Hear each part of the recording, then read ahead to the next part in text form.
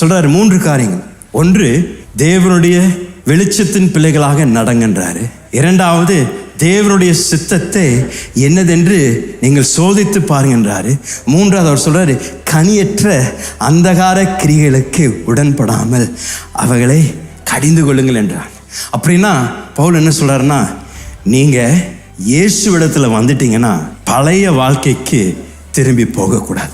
அந்த அந்தகார கிரியைகளை உங்கள் வாழ்க்கைக்கு மீண்டும் அனுமதி கொடுக்கக்கூடாது என்று அப்போஸ்தலனாகிய பவுல் தேவனுடைய வார்த்தையில் நமக்கு போதிக்கின்றார். அப்படின்னா இயேசுவிடத்தில் வந்த பின்பதாக எந்த ஒரு தேவ பிள்ளையும் எனக்கு கொஞ்சம் இயேசுவும் வேணும் அந்த கடவுளும் வேணும் என்று சொல்லக்கூடாதுங்க.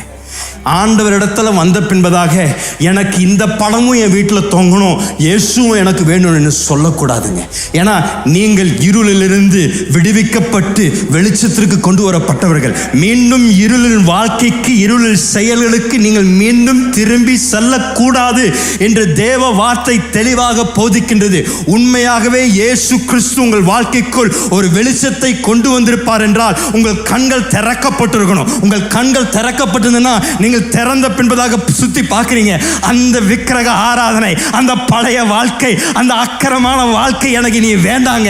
ஏன்னா நான் உண்மையான தெய்வத்தை நான் ருசித்துட்டேன், உண்மையான ஜீவனுள்ள தேவனை நான் அறிந்திருக்கின்றேன். ஆகையால் என்னுடைய பழைய வாழ்க்கைக்கு, பழைய பழக்கங்களுக்கு, பழைய சடங்காச்சாரங்களுக்கு, என்னுடைய பழைய செய்கைக்கு நான் திரும்பி பார்க்க மாட்டேன், திரும்பி போக மாட்டேன்.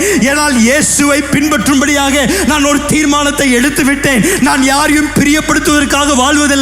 என் குடும்பத்தார் என் மேல் கோபிச்சுக்கிட்டாலும் சரி, எனக்கு இயேசு வேண்டும். என்னுடைய பிள்ளையின் கல்யாணத்துக்கு என் குடும்பத்தார் வரனாலும் பரவாயில்ல, என்னுடைய பிள்ளைகள் கல்யாணத்தில் இயேசு ஆசீர்வதிக்கணும். பல கிறிஸ்துவர்கள் இன்றைக்கு இயேசுவும் வேண்டும் என்று பழைய வாழ்க்கை வேண்டும் என்று வாழ்ந்து கொண்டிருக்கின்றார். ஆனால் தெய்வ வார்த்தை சொல்கின்றது, நீங்கள் தேவனுடைய வெளிச்சத்தின் பிள்ளைகளாக நடங்கள் என்று தேவ வார்த்தை சொல்லுகிறது. உங்களுக்குள் பரிசுத்த ஆவியானவருடைய கனி வெளிப்படணுங்க.